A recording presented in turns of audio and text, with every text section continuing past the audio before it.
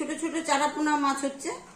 এই মাছগুলো হালকা হালকা করে একটু মানে রসা রসা একটু ঝোল বানাবো, মানে খুব বেশি লম্বা ঝোল নয়, হালকা হালকা। এই ছোট মাছগুলি দিয়ে, জ্যান্ত মাছ তো সকালেই নিয়ে এসেছি মাছগুলো বাজার থেকে। বড় মাছ ছিল, নিলাম না, সব দিন বড় মাছ খেতে ভালো লাগে না, তার জন্য একটু ছোট ছোটই মাছ নিয়ে এসেছি। কেমন করে রান্না করছি এই ছোট মাছের হালকা হালকা ঝোল আপনারা আমার হেসেলে দেখবেন। সকলে মিলে আমার হেসেলের মধ্যে আসুন আর দেখুন। হলুদ দিয়ে দিচ্ছি, সাথে লবণ দিয়ে দিলাম অল্প করে, সুন্দর করে একটু মাখিয়ে নিই ভালো করে।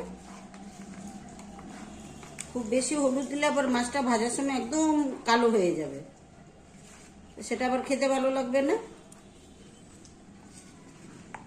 এইভাবে লবণ হলুদটা মিশিয়ে দিলে পরে দেখতেও ভালো হবে আর ভাজতেও ভালো হবে। এর থেকে বেশি দিলে পরে মাছটা কালো কালো হয়ে যাবে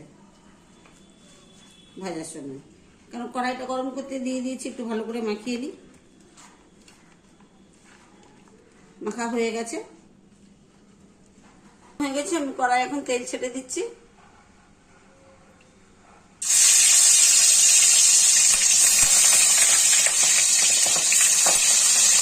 মাছগুলো বুড়ুম বুড়ুম করে ফুটতেছে, মানে সে ছ্যাঁকা দিয়ে নিবে।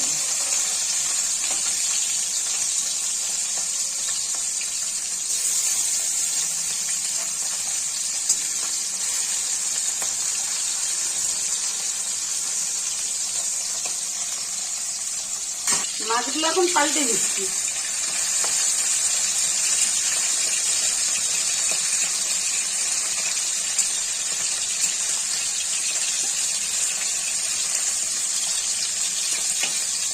দেখেন, এতদিন বলে এসছি আপনাদেরকে সবসময় আমার পাটা নেই পাটা নেই পাটা নেই, কিন্তু আমার মেজদার বড় মেয়ে, মানে একটাই মেয়ে একটা ছেলে, সেই প্রতিদান থেকে পাটাটা কিনে আমাকে দিয়েছে। খুব সুন্দর পাটাটা দেখে আমার খুবই পছন্দ হয়েছে, খুব সুন্দর হয়েছে। সেটা আমার বিহাই মশাই কিনে নিয়ে এসছে হাট থেকে, যেখানে প্রতিদামে যেখানে বিক্রি হয় সেখান থেকেই। খুব সুন্দর ছোট্ট একটু পাটা, আমাদের জন্য এইটুকুনি ছোট পাটাই দরকার ছিল, তাই দিয়েছে আমার ভাস্তি। আমার তো মেয়ে নেই, ওরাই আমার মেয়ে। আমার 4টা ভাস্তি আছে, ওটা বড় ভাস্তি, প্রতিদামে বিয়ে হয়েছে, সে প্রফেসর হচ্ছে।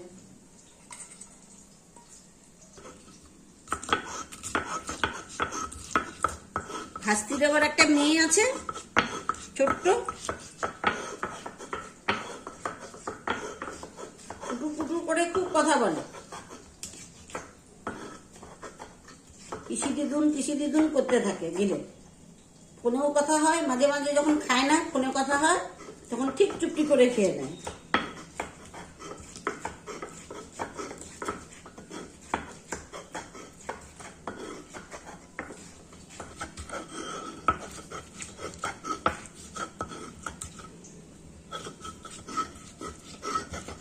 বুঝতে পারতেছি না সামনে নেব কি পিছনে নেব।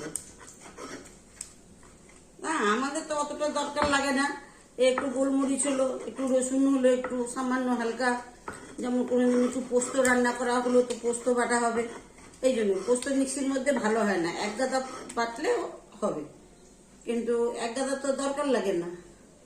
লোক কম, জিনিস বেশি, নষ্ট করে তো লাভ নেই। হ্যাঁ, রসুন বাটাটা হয়ে গেছে, আপনাদেরকে দেখাচ্ছি, তাই জন্য ভিডিওর মধ্যে সবই দেখাচ্ছি। এই যে দেখুন, খুব সুন্দর করে বেটে নিয়েছি। মাছগুলো ভাজা হয়ে গেছে, এদিকে আমি মাছগুলো তুলে নিচ্ছি।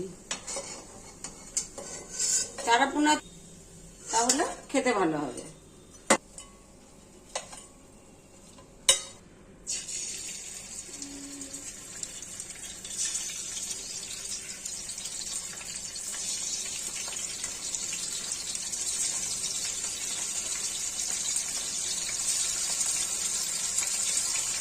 রাগ করবে ছেলেটা, বলে কোন মাছ নিয়ে এসেছে কাঁকড়া, সমস্ত মাছগুলো ভাজা হয়ে গেছে। এখন আমি এই মাছগুলোকেও তুলে নিচ্ছি। দেখুন সুন্দর করে ভাজা হয়েছে, দেখতেই পাচ্ছেন। তেলের মধ্যে অল্প করে পেঁয়াজ দিয়ে দিচ্ছি।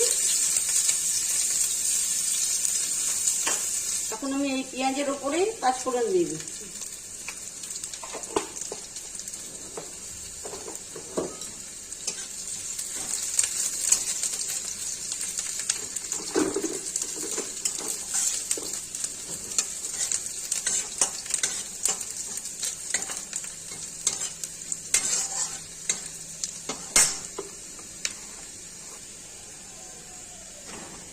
তেজপাতা দিয়ে দিলাম।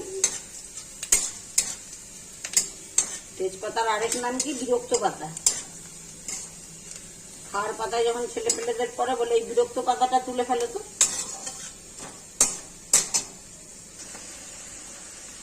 জিরে, ধনে, শুকনো লঙ্কা। এখন আমি এর মধ্যে মশলা খুব বেশি দেবো না, কারণ ছোট মাছ তো, বেশি মশলা দিলে মশলা মশলা হয়ে যাবে। একদম অল্প করেই দেবো, ব্যাস, আর দেবো না। হাফ চামচ হলুদ দিয়ে দিচ্ছি, মতো লবণ দিয়ে দিচ্ছি।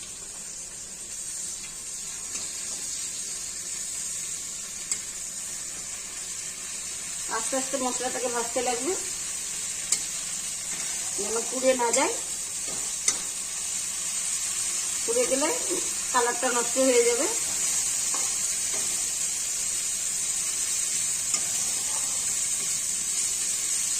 আস্তে আস্তে মশলা ভাজলে মশলার টেস্ট ভালো হয়। জোরে জোরে উনুনের আঁচ দিয়ে যদি জোরে জোরে ভাজবেন তাহলে মশলার টেস্টটা ভালো থাকবে না, কারণ জিরে, আদা, ধনে সবই তো কাঁচা মশলা, এটা তো মেশিনে পেশানো হয়, সেই জন্যই আস্তে আস্তে ভাজতে লাগবে। যেমন গুঁড়ো মশলা জলে ভিজিয়ে রাখে কেউ, আমি যেমন জলে ভিজিয়ে রেখে তারপরে দিই কখনো যখন দরকার লাগে, হয়তো মশলা পিসানো নেই বা পিসিনি বা ইচ্ছে নেই, তাহলে কখনো গুঁড়ো মশলা দিয়ে করি তুমি জলের মধ্যে ভিজিয়ে রাখি। আর অনেকে এইরকমই দিয়ে দেয়, কিন্তু ভিজিয়ে রাখলে সেই মশলাটা টেস্ট হয়।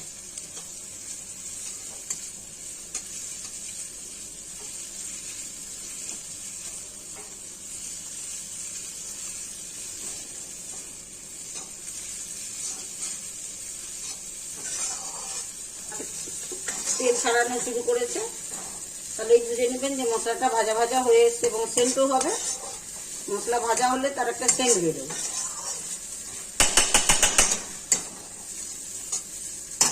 এবার সামান্য একটু রসুন বাটা দেবো, একটু দেবো, বেশি তো দেবো না, একটু।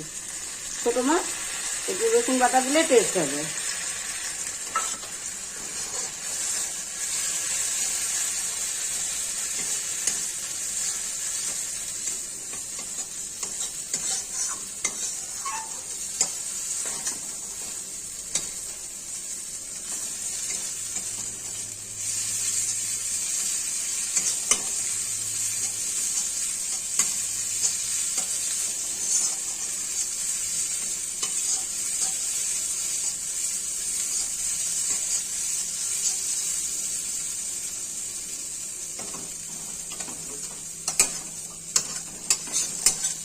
কড়াই থেকে মশলা যখন নিজে নিজেই সরতে শুরু করবে তখনই বুঝবেন যে মশলাটা অর্থাৎ ভাজা হয়ে গেছে। আর যদি দেখবেন যে সরছে না, লেগে যাচ্ছে, তাহলে বুঝবেন যে একটু তেলে কমই হয়ে গেছে বা মশলাটা ভাজা হয়নি। এই দুটোর মধ্যে একটা হবে। একটা তো হবে যে তেল কম হলে পরে ছেটে যাবে, একটা হবে যে ভাজা হয়নি তার জন্যও ছেটে যাবে। যখন মশলা নিজে নিজে এইভাবে সরতে শুরু করবে, মশলাও ভাজা হয়ে গেছে, অর্থাৎ তেলও ঠিক আছে। কারণ যতটা তেল যে আমি মাছ ভেজেছি সেই মাছটা যখন ঝোলের মধ্যে ছেড়ে দেবো, হালকা ঝোলের মধ্যে, তখন আবার ওর থেকেও তেলটা ছেড়ে যাবে। এবার আমি জল দিয়ে দিচ্ছি।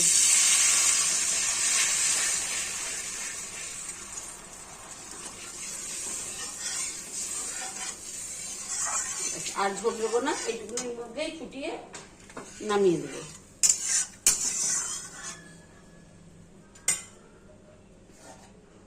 একটু ফুটার জন্য একটু ঢেকে দেব। ঝোলটা ফুটে গেছে, এবার আমি মাছগুলো সব ছেড়ে দিচ্ছি।